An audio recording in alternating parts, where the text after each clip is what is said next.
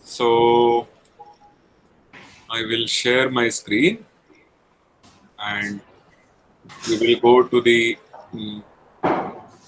PDF file of Manish's second talk. So there were some comments he made about central simple algebras, and before that it was about H1 and classification of forms. So we have quaternion algebras and then we have Skolem-Noether.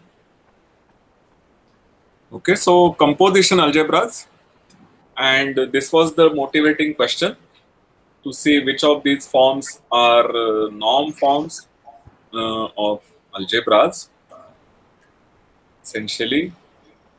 So let's go to the definition of a composition algebra. Is it there before? Next page. Next page. Yes. So characteristic of the base field is different from 2. C is a finite dimensional vector space over the base field K. Definition is on the next page, Sripal. Okay, so not yet? No, next page, yeah. It will begin at the next page. The definition is next page. Yeah. Okay.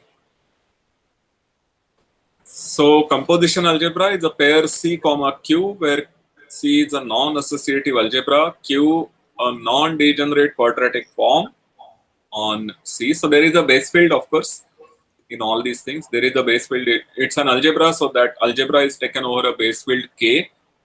And then this norm, the quadratic form will take values inside K. And the properties of this quadratic form is that it's a multiplicative form, meaning Qx, Qy is equal to Q of x comma y, and Q of x into y.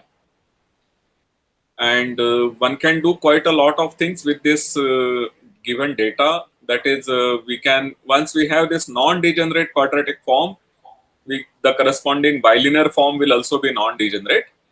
And if you denote by E the unit element of the composition algebra C, then we can define x bar to be x comma E minus x. So this x going to x bar will be a linear map because both of these are linear. It's a linear map, right, Manish? Yeah. So scalar multiplication is the only thing which is perhaps not so easy to see from here. Oh, why? Scalar multiplication is also easy. Additivity is the slightly... No, yeah, there's a bilinear form corresponding to the quadratic form. So everything is easy to see. Everything is easy, yeah, right. So this x going to x bar is a linear map. It's a automorphism of order 2 of the algebra C. It's a linear automorphism of order 2. And further it satisfies these properties that I think one of the important properties is that it's an involutive automorphism, which is to say that the bar of xy will be y bar x bar. And of course, we have this property that x bar x equal to the value of the quadratic form at x equal to x bar. And further, it satisfies this associativity that, you know, when you have x bar and you have inside xy, then we have the associativity and we have x bar x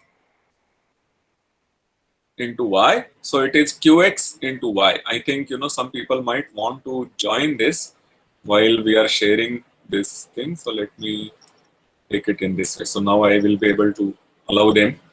I hope you can still see the PDF file quite easily. Yeah.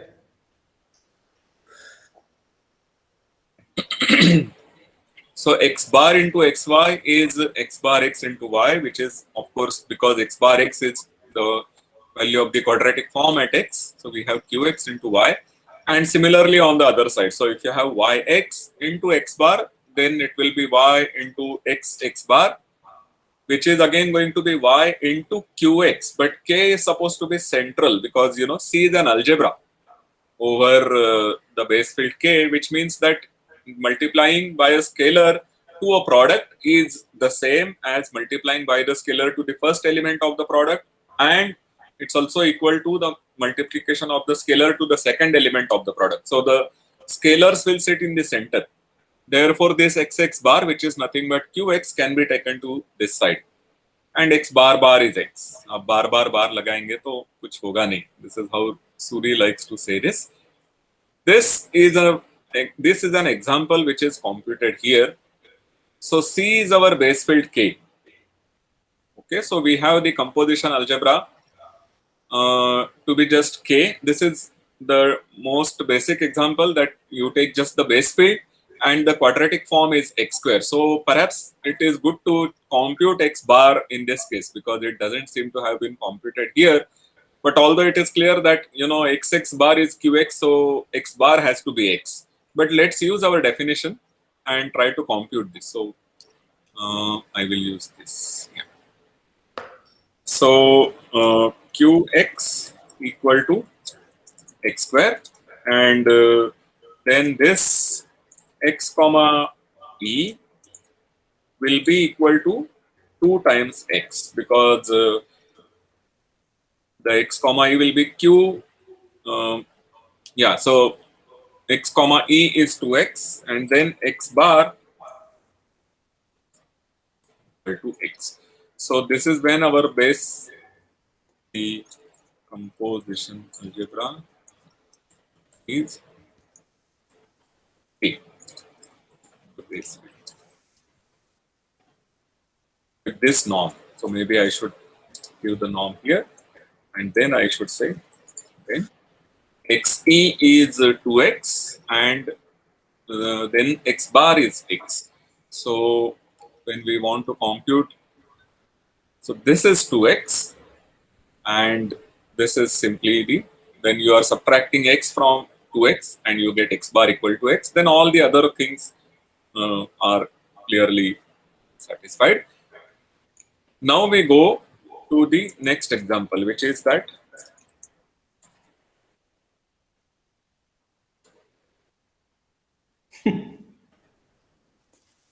alright, so we are taking this quadratic extension, and it's a separable field extension, so we will we will be able to choose a generator also for that, and then q is given to be the norm form.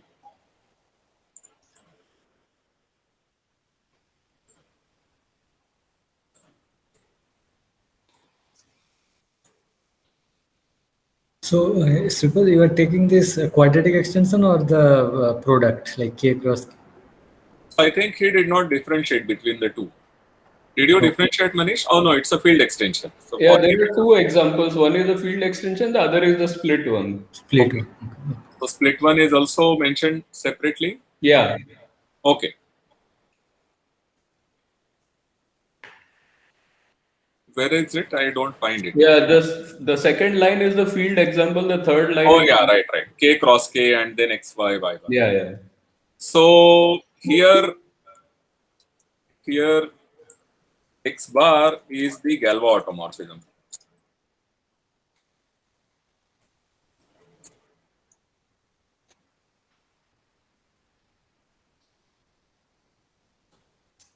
You are not asking questions, so other than Sushil asking that, so I am just repeating whatever Manish has said. If you have any doubt here, if you would like to see some calculations done and so on, then please ask and we will try to do them. I will go to the, yeah, so there were people waiting. So this is the Galois automorphism applied to X, and then the final example is that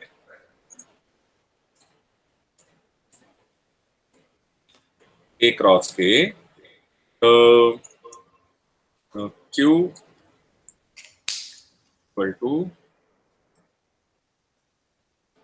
Q of X comma Y is X.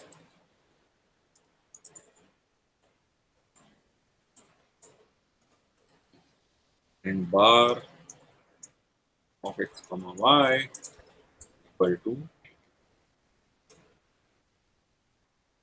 Y comma X. So this is the third example. So these are what we have seen is, this is the example one where the dimension of the composition algebra over the base field is 1.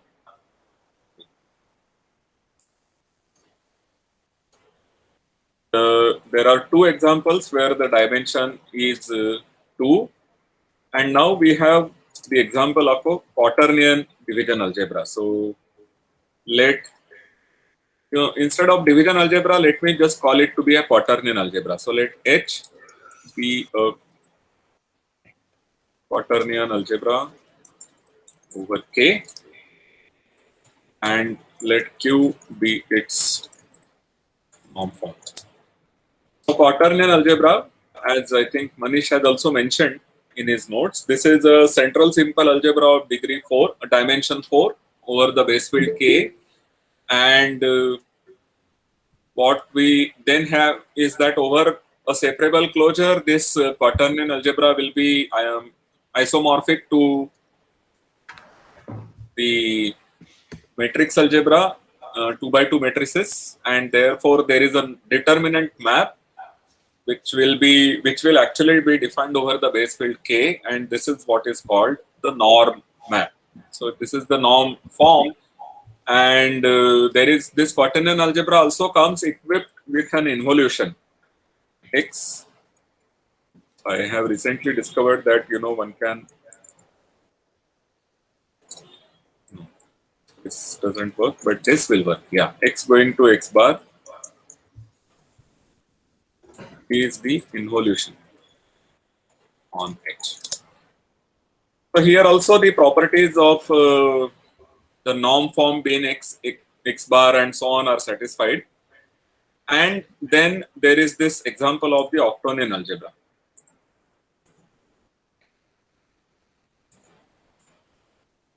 So for degree 4, this is the only example, right, Manish? Meaning we have taken care of all the split and non-split examples in one go, right? Yeah. Degree 2, you mean? Fourth one, right? Yeah. The dimension 4. Yeah. O, be an octonion algebra over K.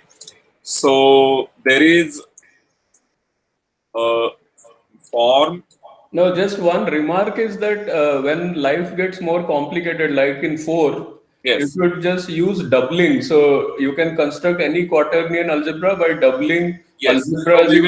So let me just write down these examples and then we will come to doubling. Correct. So I wanted to make one more remark for this. Yeah. So, meaning we see that this is commutative. And of course, whenever we have commutativity, we have associativity also. Right.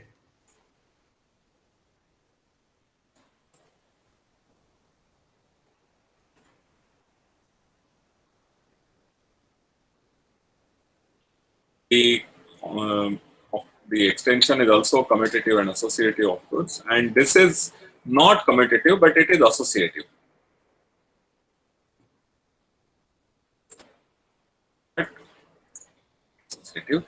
And this octonion algebra will be non-associative. So I will just say that there is a form, a quadratic form,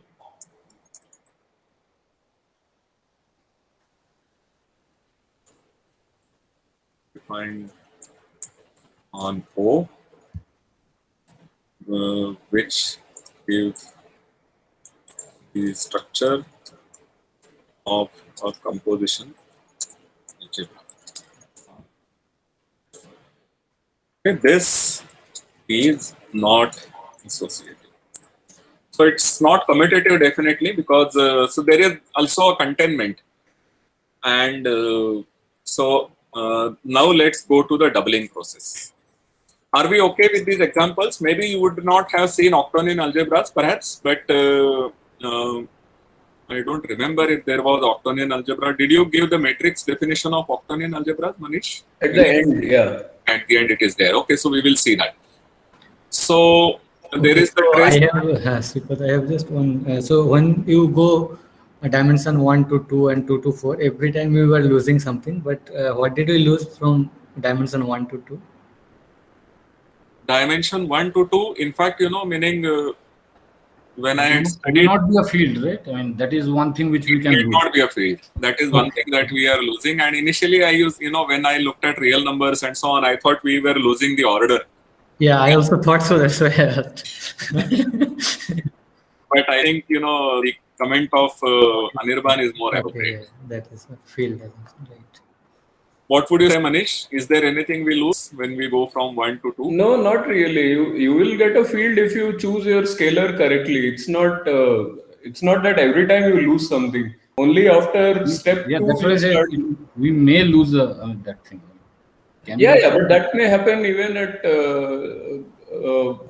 Indeed, it may not be a field, but but the other conditions are always going to trouble you from going from 2 to 4 or 4 to 8.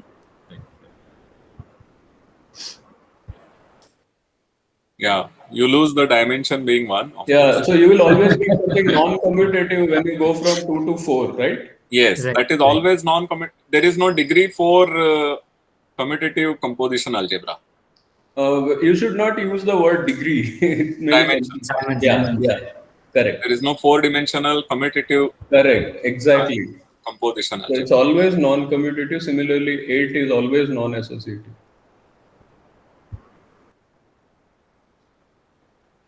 Okay, so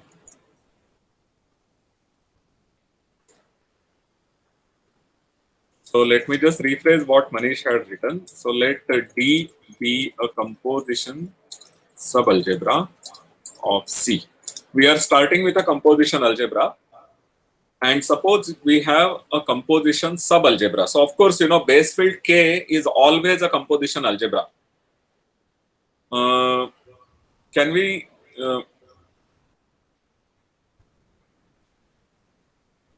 Can we be sure about this? Is the base field always a Yeah, composition? yeah.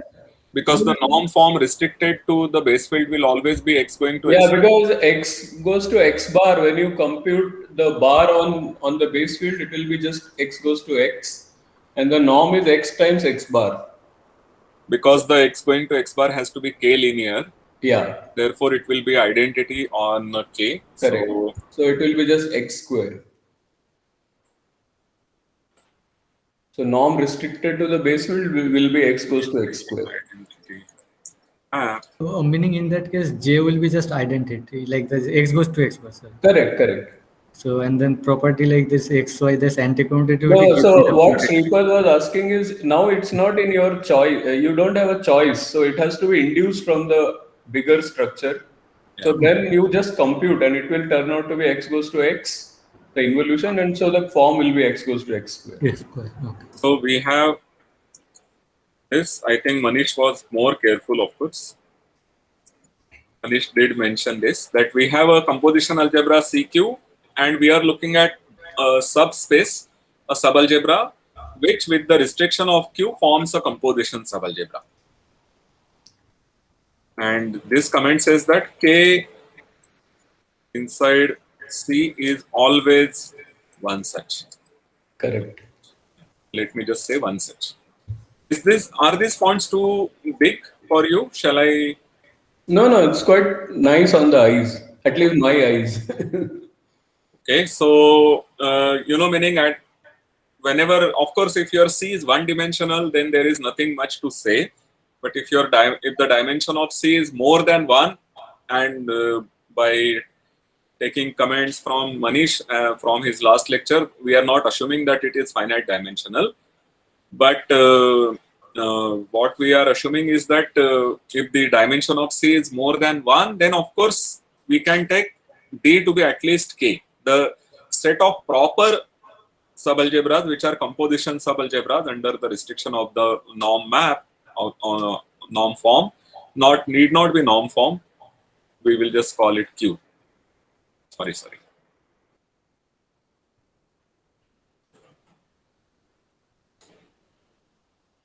Okay, so you at least have K, and then there is this process of doubling. So I will check what we have. We have that C equal to D plus D perp with respect to this, because the norm form is non-degenerate. Then there is an A in D perp with Q non-zero, and S equal to D plus DA is a composition subalgebra. Right. So maybe I should put this in the next thing. So this only says that you at least have K. Now, since the D and Q restricted to D, this is the composition subalgebra. It means that Q restricted to D is non-degenerate. Therefore, so since Q restricted to D is non-degenerate, C equal to D plus D pi.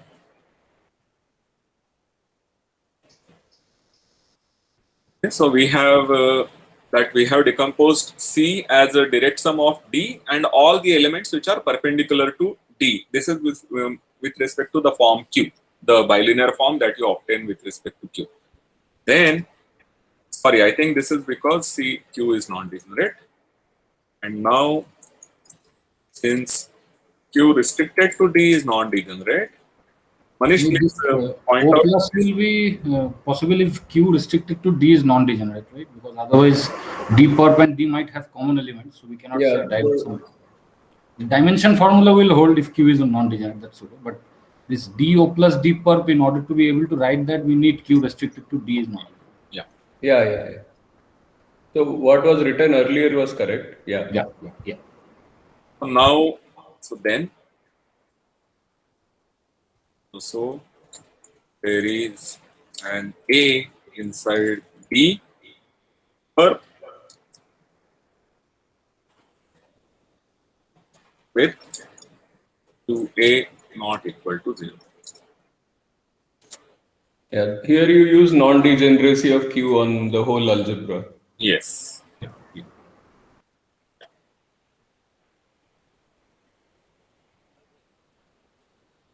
Okay. So now there is a theorem. It says that S, which is D plus dA, is a composition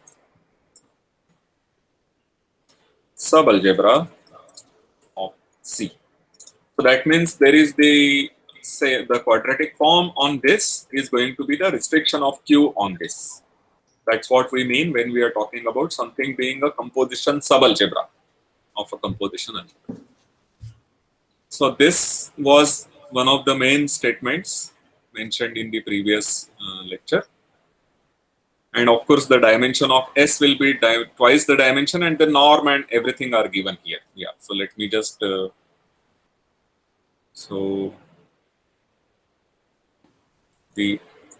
It's enough to just say how the involution looks like, because norm is just then computable from that. Correct. The involution on S is given by, so I have X plus AY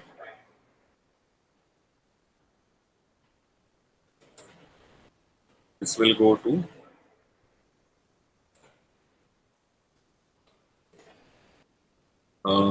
X minus A bar Y. Is that what it is? No, it will go to X bar minus AY.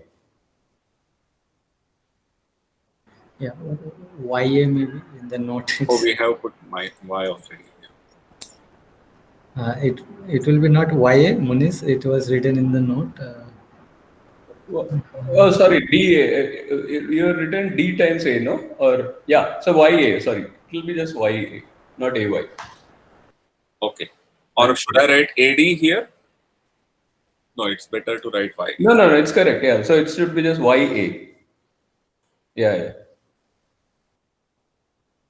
So let's compute some examples. So let us start with P equal to K, right? And so we have our involution, we have our composition algebra C, and it was noticed already by Manish that every element in the composition algebra satisfies the degree 2 polynomial. So this A that we have chosen now outside our D, if the degree 2 polynomial satisfied by this A is irreducible, then we should get a field extension.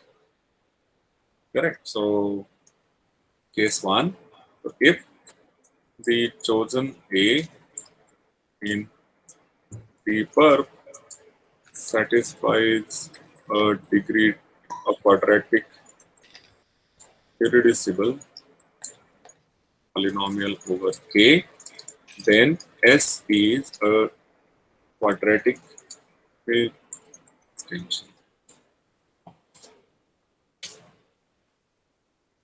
So there the map will be given by x plus y a will go to x minus y a. Remember, this bar is simply the bar on D.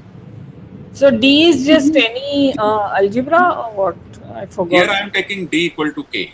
Yeah, but before that, what the? In this theorem, D is any composition subalgebra. Oh, written there. Sorry. Yeah. Sorry, it was here before that. In the Cayley-Dickson process, we started the Cayley-Dickson doubling already here. There we are taking a composition subalgebra. And this was simply a comment which said that you have some such subalgebras, that K will at least be one such subalgebra. And then we describe this, sorry, I should not, C equal to D plus D perp is okay. Then we got this A, which is in D perp. And once you take D plus D perp, this is the composition subalgebra.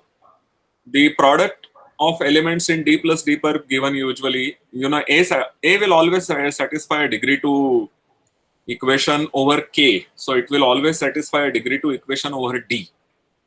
Therefore, D plus dA is enclosed under products. And then we have this involution given by this map. So when we are looking at our D equal to the base field K, then there is no bar. So the involution on capital K will be simply x plus ya going to x minus ya. There is no bar on x. So that x plus ya going to x minus ya, where a is the generator of that quadratic field extension, will give you that it's a, this is the Galois automorphism. This is the order to automorphism of capital K over small k. Yeah, so if somebody is confused, then you should understand that we are choosing this A in perp of D. So in this case, the A you will choose will be in perp of small k. That means it will have trace 0. I mean, just in retrospect, you will understand that why it works. So something that has trace 0 and non-zero will be automatically square of something in the base field. So this will be like square root of some element in the base field. So it works very nicely. So we are not just choosing an element which is not in D, but it is something which is perpendicular to D. Yeah. That's why the trace is 0. Yes. Yeah. So in this case, how do you get the K cross K thing, or will not get? So K cross K will come when this polynomial satisfied by that is not irreducible. Okay, sorry. Irreducible. Okay. Yeah. So otherwise, get S to be the split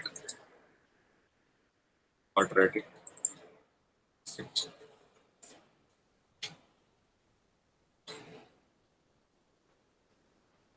Okay, so this is when we have D to be K. Now let's suppose that our D is a quadratic field extension.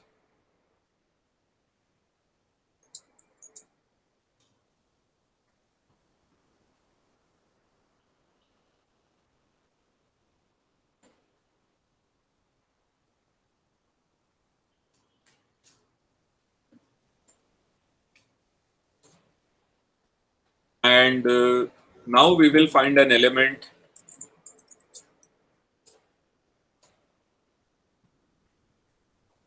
here. So this element should again satisfy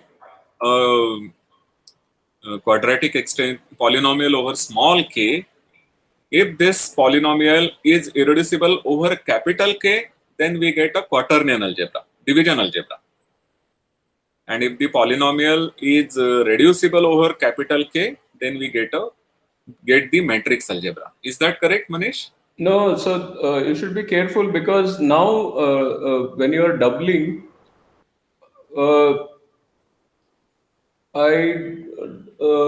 okay, so what is the statement you made?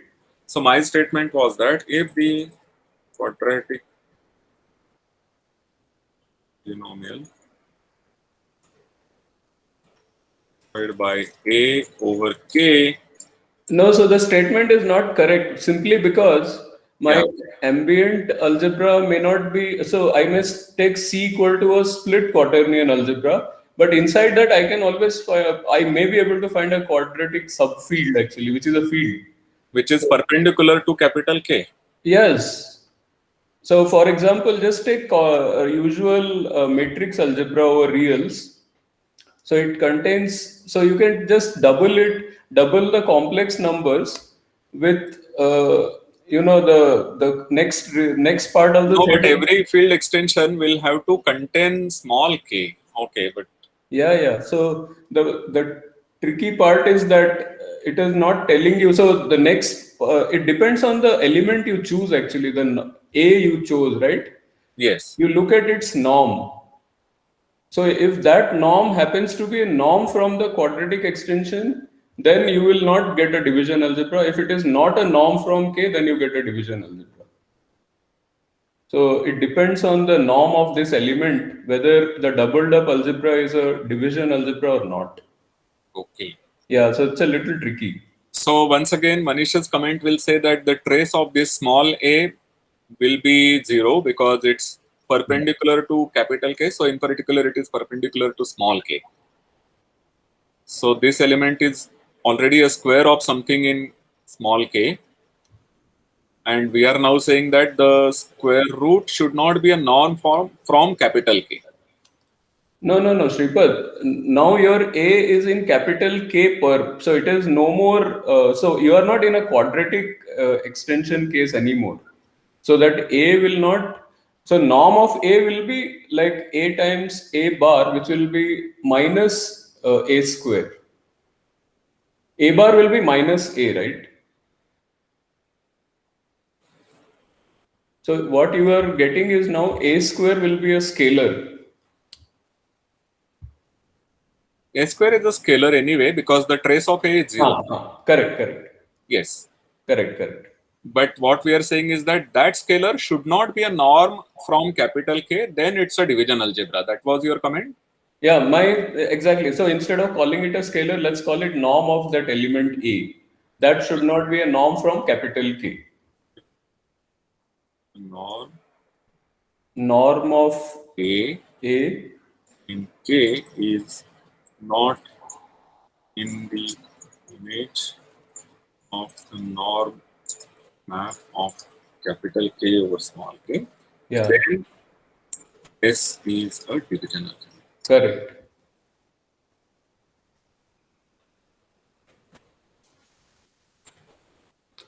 This is easy to see from the formula for the norm. It will be norm of the doubled up algebra has an expression. From there, it will be clear that every element will have non-zero norm or some elements may have zero norm depending on this condition. Okay, let's check that once. Yeah. So the norm is simply norm x minus nu times norm y, where this nu is the minus of QA. Correct. Yeah. So from here it becomes clear. If nu was a norm, yes. If this was, yeah, so exactly. If this scalar nu is norm from K, then you can absorb it here, and then you will get something like ndx minus nd of something. Yes. So that can be made 0. Right.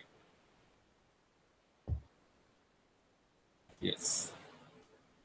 So there should be a minus sign. Norm minus of norm A should be the, or because norm of A is minus A square. If the negative. Yes. So yes, you're right. What I said should be corrected there. The condition is exactly that scalar should not be a norm. But this is with negative sign, it's okay. Yes. Yeah, you're right. I said something wrong, Shripad. Instead of, I said that scale, I should not have said norm of A should not be norm from K. Minus of norm of A should not be norm from K. Yeah. Why trace is 0 here? Because small k is contained in capital K. So if something is in perp of capital K, it is also perp in the perp of small k. I'm sorry for confusing others, but what we are saying is not very complicated. Just look at the expression for the norm on the doubled algebra, meaning S, then that will make it clear that it will have non-trivial zeros. If nu, whatever nu is written here, if nu was a norm from D, then you could absorb nu in this expression. So it will become like difference of norm from D, and that will have non-trivial zeros. So, and once a composition algebra has non-trivial zeros, then it becomes split. Right.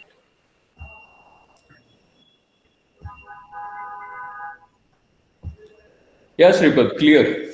Yes.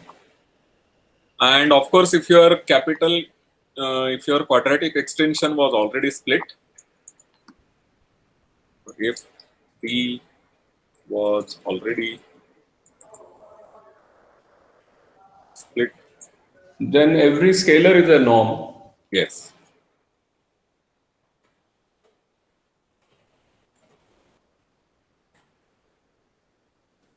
Correct.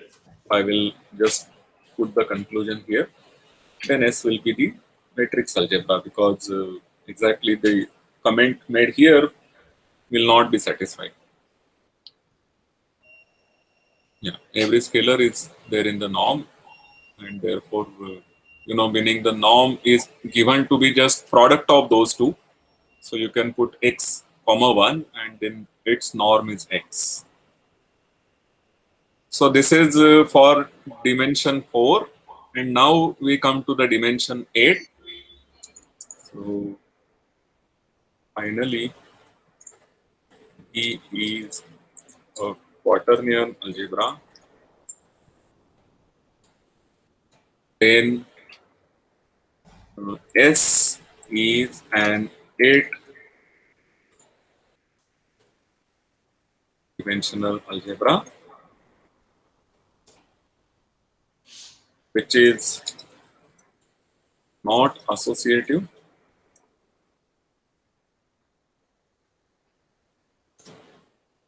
And it can be a division algebra. So it can be a division algebra in the sense that every non-zero element will have a unique right and left inverse, which will be the same.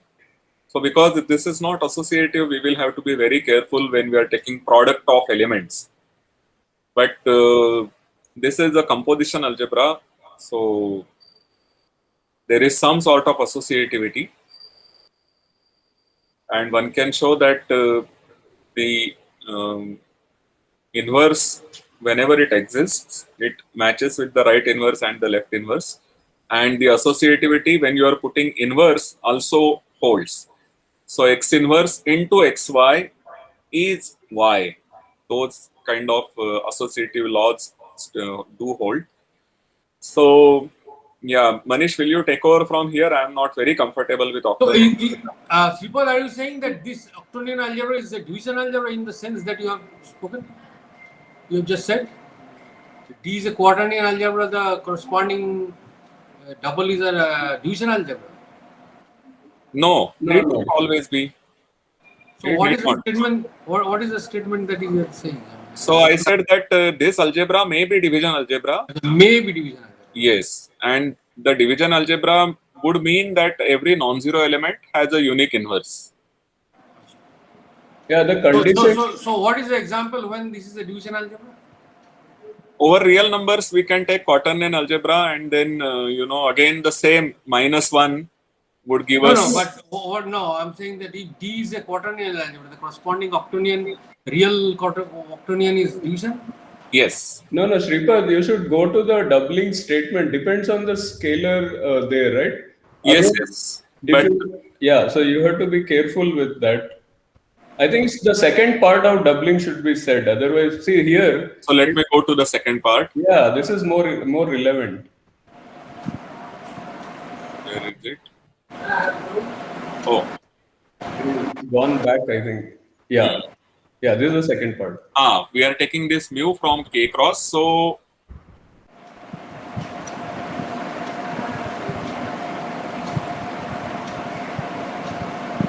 So this will, to construct examples of octonian algebras, we will take D to be the usual. Let's take the example of real numbers.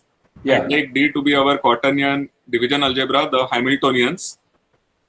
And we choose mu to be -1 again. Is that correct, Manish? I think that is correct. Yeah, correct. Then the octonian algebra that we get is a division octonian algebra. Yeah, because the norm form of the quaternion division algebra is positive definite. Yes. And by choosing mu to be -1, you are making sure the total Q becomes positive definite. Yeah. So it will never have non-trivial zeros. Yes. What we need to choose is that this mu should not be in the image of the norm form of the composition algebra D. Then the doubled up will be division. If the earlier one was division, and we have that mu is not in the norm form, then the doubled up will be division. No, that is okay. Yeah. Pralay has to ask or confirm if he is happy. No, it's okay. I mean, so another question I wanted to ask you, Manish, is this: Yeah. if I take a single element, if I take the smallest algebra generated by the single element in that whatever composition algebra, Right. is it always associative? I mean, how does one? Yeah. Single element generate. So these algebras are what are called power associative. So powers associate with each other. So how what is the proof? I mean, is it simple to see? Yeah. So the point is every element satisfies a quadratic polynomial. Yeah. From there, you will be able to write square of an element as a linear combination of degree 1. I think from there one should be able to reduce it. So square of an element, yeah. From there it should follow. I think you can do induction, right? Maybe. So, I mean, by definition, square is okay. X times X is called X square. Yeah, square. I mean, from that Cayley-Hamilton, whatever. Square Yeah. is So linear part plus a for higher powers, you reduce it by 1 or 2, whatever, by using that relation. I think it will follow from there. And why is it? Why is the algebra that Ka whatever? Why is the form non-degenerate there? Is it clear? No. Ka may not. The form may not be non-degenerate on any subalgebra generated by elements. It may not. If it is non-degenerate, then you choose one element where it is non-degenerate. Sorry. Can you choose one element where? Yeah. For example, take the matrix 2 by 2 matrices as quaternion algebra. That's a quaternion algebra. It has nilpotents, right? So then, if you take a subalgebra generated by a nilpotent subalgebra of matrix algebra, I mean, I'm not calling it composition subalgebra. So when you take the subalgebra generated by a nilpotent, it will not be a composition subalgebra. Acha. So meaning, of course, even the form is not going to be non-degenerate. Yeah. So what is the proof that such an element exists? So that comes that requires some proof. You're right. So first of all, this is theory of central simple algebra. That if you have a central simple, so it is this Zariski density, if you like. You will always have elements. So separability. You are talking about separability. So you are talking about non-vanishing of discriminant of something. So so you argue by Zariski density. Yeah, it will follow from Zariski density or even simpler argument. What is the question in this case? But if the field is if the field is small. So for finite fields, you can give a simpler argument, but I'm just giving you on the spot argument. There was a much simpler argument than Zariski density. So the point is, there will always be separable subalgebras. So, you will get open condition kind of thing, is it? Yes. So there will always be separable subalgebras. So enough to study your algebraically closed fields, and there you can use Zariski density. Yes, So I we- mean, so actually that is required in a proof that the dimension is at most 8.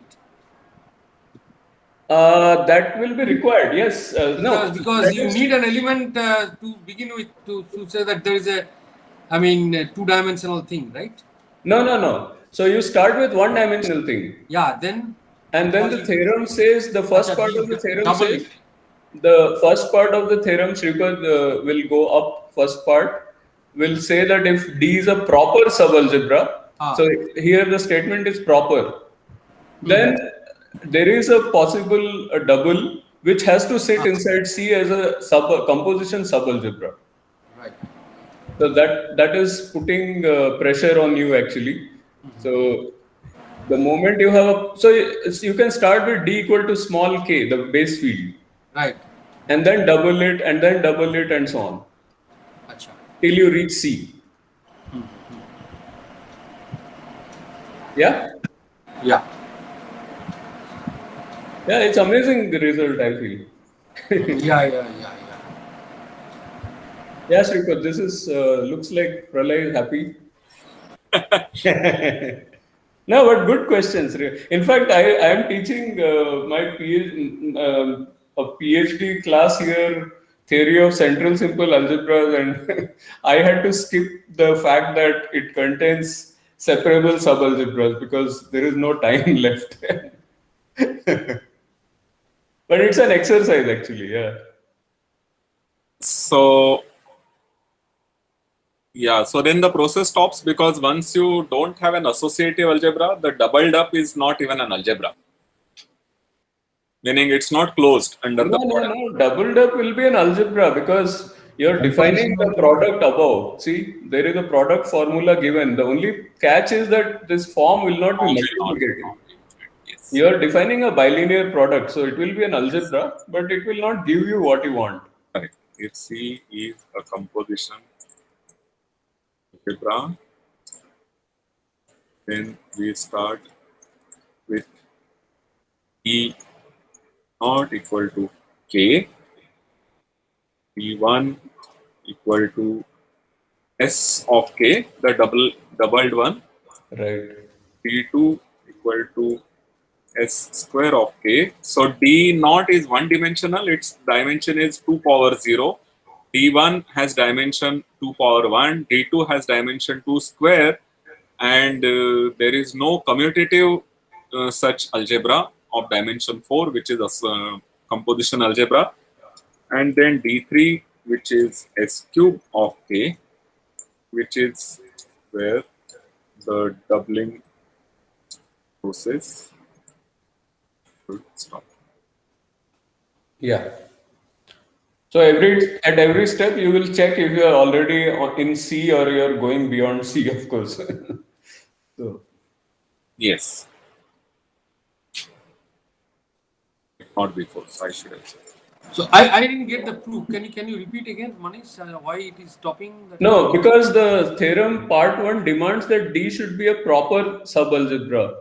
So if D is proper composition subalgebra, then the theorem says its double must also be sitting inside C. That's true. Yeah. So it's amazing. Once it admits a proper composition subalgebra, it has to admit it's twice the dimension one. So, Right. Yeah. So it is. So, but then how is it stopping at 8? I mean, I didn't really get this. Yeah, because the point is your norm has to be multiplicative. So that condition is dependent on all other properties that we discussed. So that will stop. Subalgebra stops being associative. That is another reason, perhaps. Right? I mean, once we reach 8 dimensions, and suppose that it is a proper composition subalgebra of some. Yeah. That is required. The correct reason. Yeah. Actually, the proper composition subalgebra is always associative. Yes. So this associativity fails, and therefore we cannot go beyond, I think. Yeah. Right.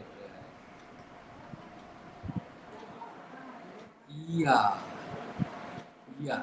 That's a much more clean. Yeah. And the up to dimension 4, if you take automorphisms of any of these, of course, field extensions will give you finite groups, but quaternion algebras have automorphism group, which is A1 type algebraic group. And then next one, the octonian will give us G2 and so on. So we will discuss that next class. Hey, क्या बोल रहा है?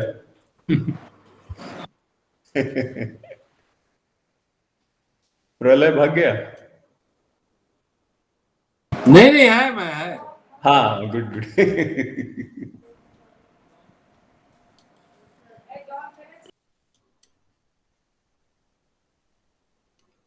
Good, Sripad, continue.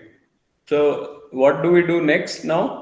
It's almost for 6:30 now, 6:23 actually. 20, yeah. So What would be a nice book? If Oh yes, the basic book of Jacobson, volume 1, basic algebra. I strongly recommend this book. It has all the things on composition algebras. I was actually looking at volume 2 because I thought that volume 2 will contain. But No, volume 1 has volume 1 has this chapter called vectors, metric vector spaces and classical groups. I think in that there is this discussed. I think the last chapter, right, in volume 1, or no, last chapter is on lattices, I think. Okay, no. I mean, towards the end. It doesn't matter, yeah. It is there. You can look up index.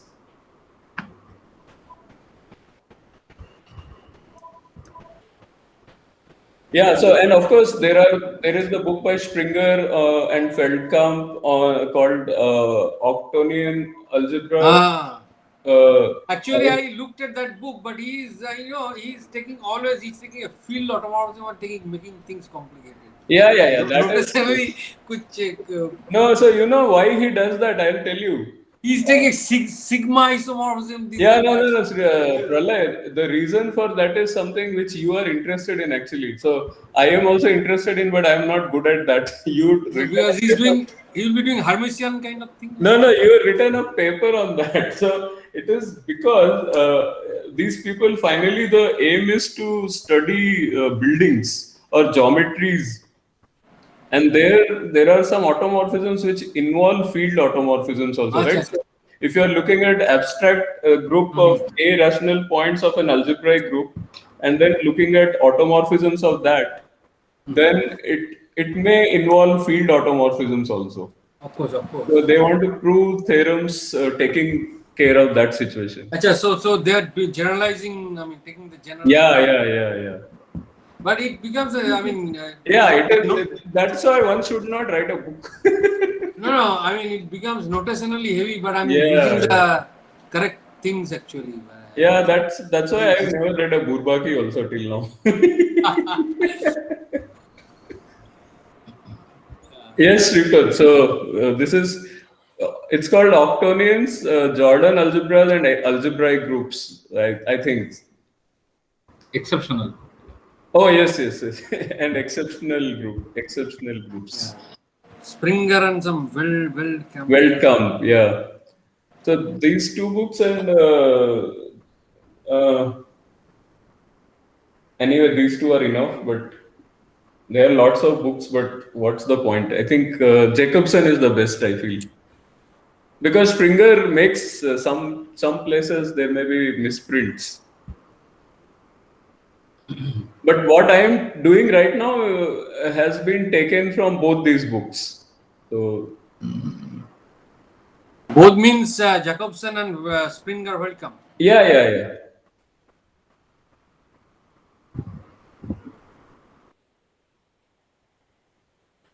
So I will need this composition algebras. Finally, I am planning to do TITS, what is called TITS magic square. So that will need these ideas, composition algebras and so on. So that will be a recipe to construct all exceptional type Lie algebras, some forms of exceptional type Lie algebras. And once you have exceptional type Lie algebras, you can take their automorphisms to give you exceptional groups, various forms of groups, but not all. All are not known right now, but at least for G2 and F4, we can write down all of them. Yeah, so I will try to do this in my last lecture. Let's see. Are there any questions other than the ones that are discussed? So Riddhi pointed out that we have not discussed root systems, which was promised in the last tutorial. Meaning, I am very sure that Riddhi knows root systems more than me, certainly. But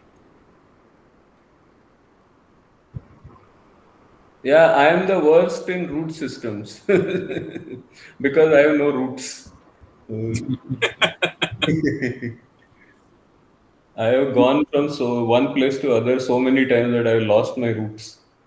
Humphreys has a very nice book on introduction to real algebras.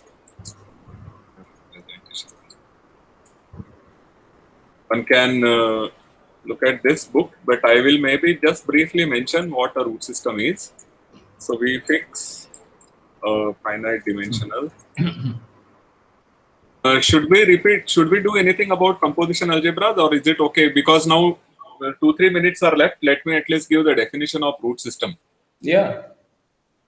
We fix a finite dimensional Euclidean vector space. So that means it's a vector space E over real numbers together with a positive definite inner product, a positive definite bilinear form. Right? So this is something which we have fixed. A subset phi of E is called a root system if it satisfies the following actions. There are 4 actions. Number 1 says that phi spans E. This vector space E should be spanned by phi. Second condition is that for A in phi and say C times A also in phi, if and only if C equal to plus minus 1. So the only scalar multiples of a given element, so phi will be called root system, so we will call the elements of phi to be roots. So whenever you have a root, the only other multiple is allowed to be a root when that multiple is plus or minus of, the multiple is plus minus 1. Third condition is but Sripad, you should mention that this is a special kind of root system. It's a finite subset without, it's a finite subset not containing zeros.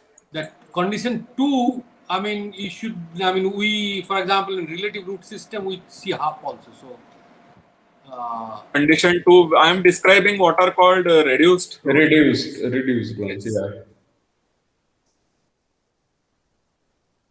Yeah. Third condition says that for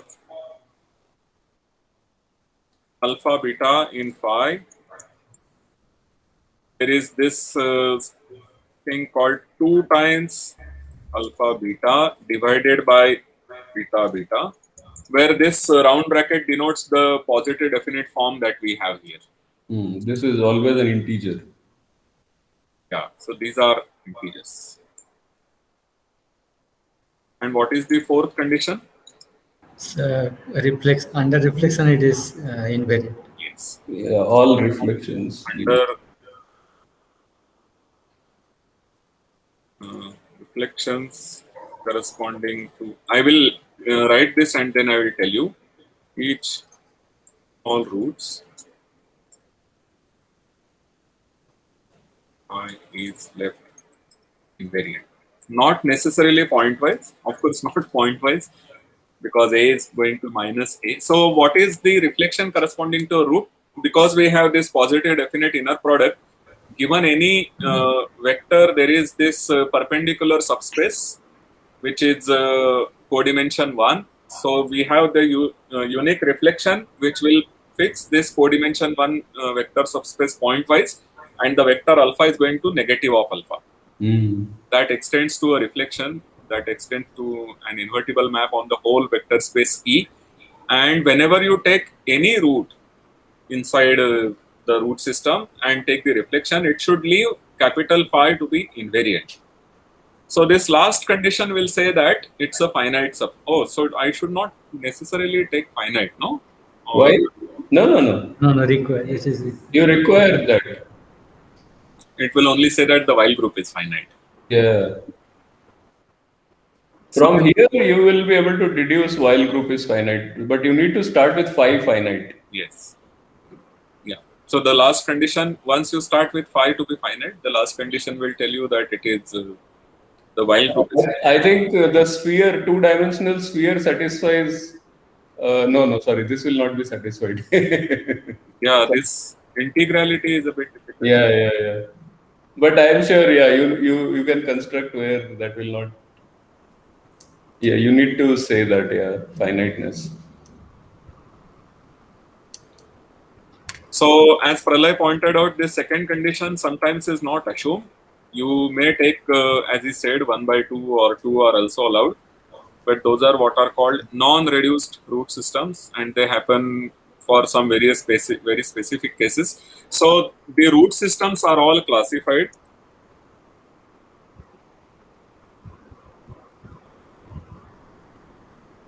And the irreducible ones are of the types which are already mentioned in the lecture of the type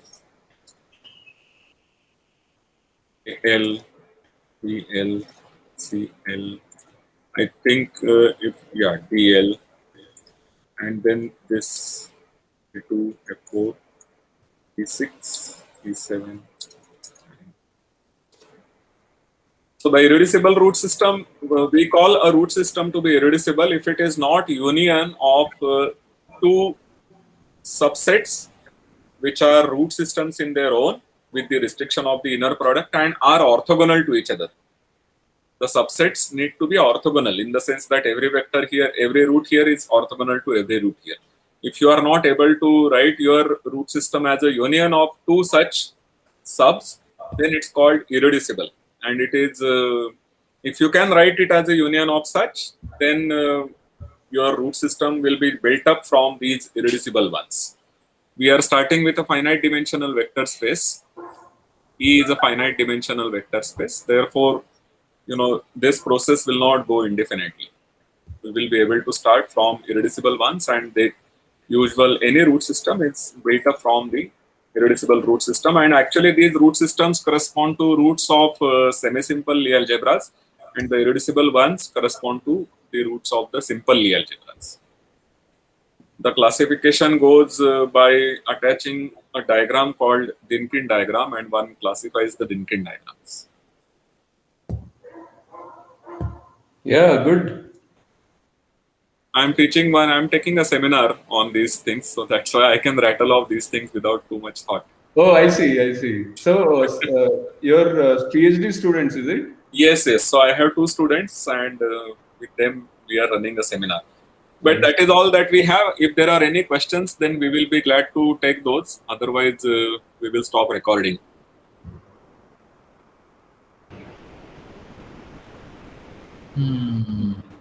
Yeah, okay. I got some more information, but this is not possible now. So I'll read up again myself. Sorry, Riddhi.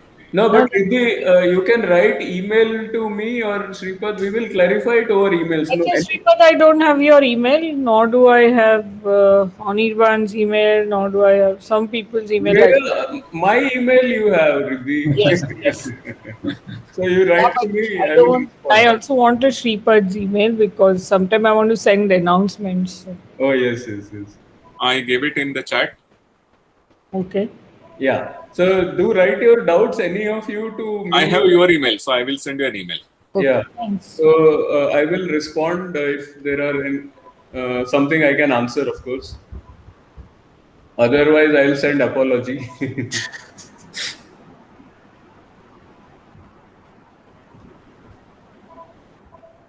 Yeah, thanks. Okay, we will stop recording.